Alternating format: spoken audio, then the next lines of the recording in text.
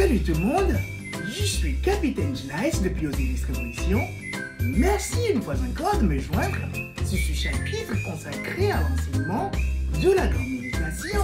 Dans cette nouvelle vidéo, j'aimerais dévoiler la véritable manière de mener une bonne séance de méditation et ses avantages lorsqu'elle est correctement effectuée. Pourquoi méditons-nous en premier lieu? Pour commencer, nous méditons afin de nous connecter avec notre moi supérieur.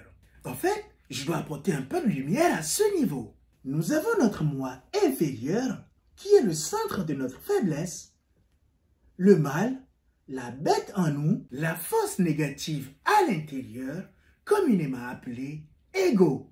D'une part, et d'autre part, ce que beaucoup d'entre nous ignorent est que nous avons notre moi supérieur, la force positive, la source de tout pouvoir et le divin intérieur, aussi appelé ego. En latin, il y a un dicton philosophique très célèbre connu sous ego sum qui sum, qui justifie ce que je viens d'expliquer. Je dois avouer, en tant que cultiste et scientifique, c'est le Hiod He Vo He des kabbalistes. Très peu de gens connaissent cette vérité d'ailleurs, à moins que l'on ait été initié au Saint-Mystère. Retour à la méditation. Dans la culture orientale, la méditation est un rituel sacré, un temps de communication avec le divin intérieur. Ce qui est en haut est égal à ce qui est en bas. Ce qui est à l'intérieur est égal à ce qui est à l'extérieur. Malheureusement, le processus de cette pratique sacrée est la plupart du temps mal exécuté, ce qui conduit à un résultat négatif ou à aucun résultat du tout. Jetons un coup d'œil de plus près. D'accord. Le meilleur moment pour s'adonner à une bonne séance de méditation est très tôt le matin, lorsque nous ouvrons les yeux tout en étant encore étendus dans le lit. Nous sommes encore en mode de veille, c'est-à-dire à moitié éveillé et à moitié endormi. C'est le moment le plus favorable pour conduire une bonne séance de méditation et également le soir, juste avant l'heure du coucher. Maintenant que nous connaissons le bon moment pour méditer, la prochaine chose à savoir est la posture. Et ici, j'ai vu beaucoup de gens échouer, car la posture que nous adoptons en tant que débutants ou en tant que pro aura un impact sur le résultat de notre pratique. Je vous recommande donc de vous allonger sur le dos, dans un lit ou un canapé. Cette posture est notée 10 sur 10. Vous pouvez également vous asseoir sur une chaise, les mains posées sur les jambes, le dos bien droit contre la chaise et les pieds formant un angle de 90 degrés avec le sol. Ces détails sont très importants et cette posture est notée 8 sur 10. La toute première clé d'une bonne méditation réussie est la relaxation de tous les muscles du corps. Ainsi, dès que nous nous couchons sur le dos, les mains étendues bien droit le long du corps, la tête droite face au toit ou la tête légèrement tournée vers la gauche et les yeux mi-clos. Maintenant, nous sommes prêts à détendre tous les muscles et nous prendrons le temps nécessaire pour le faire ou apprendre à le faire, car c'est là se trouve le vrai secret, la relaxation. Nous devons détendre tous les muscles de nos orteils jusqu'à la tête. La visualisation pourrait jouer un rôle important ici, car nous imaginerons une scène de milliers d'ouvriers sur un chantier en construction. Et ce chantier est notre corps.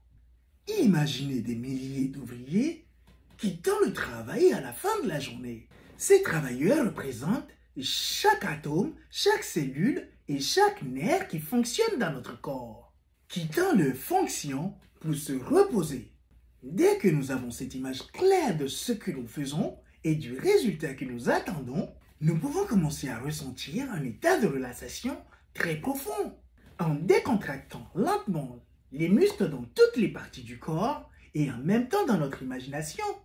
À ce niveau, nous avons l'impression que tout le corps commence à s'effondrer et que nous allons nous endormir. Et nous pouvons également sentir notre respiration et notre rythme cardiaque ralentir considérablement. C'est un sentiment très effrayant, surtout pour la toute première fois.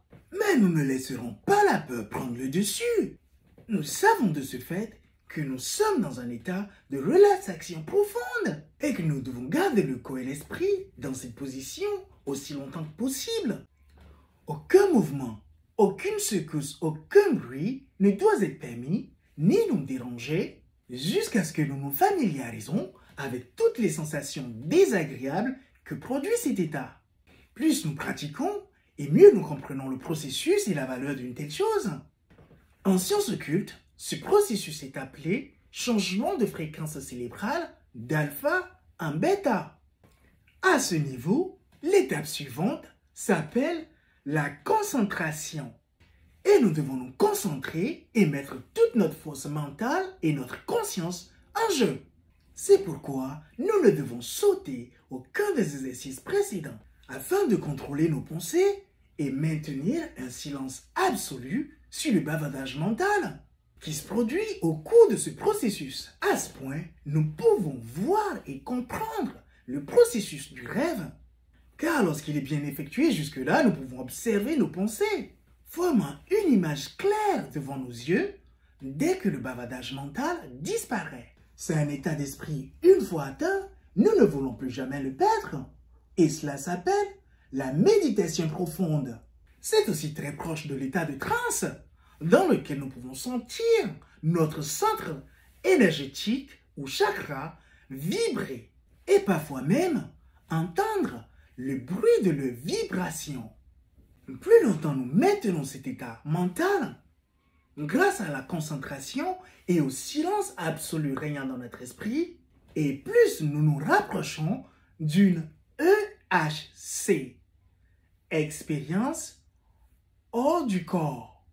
En tant qu'instructeur de EHC, je vous garantis que si vous travaillez sur vous-même, à travers ces exercices d'autodiscipline, étape par étape, et que vous atteignez cet état de méditation profonde, il y a une forte chance que ce monde ne puisse plus garder aucun secret pour vous, car vous serez éveillé à la réalité, encore appelée éveil de la conscience. Car nous savons bien que beaucoup d'entre nous sont encore endormis et vivent comme des moutons allant à l'abattoir, ignorant le vrai but de leur vie. Je suis Capitaine Dice depuis Osiris Révolution. Nous sommes arrivés à la fin de ce chapitre.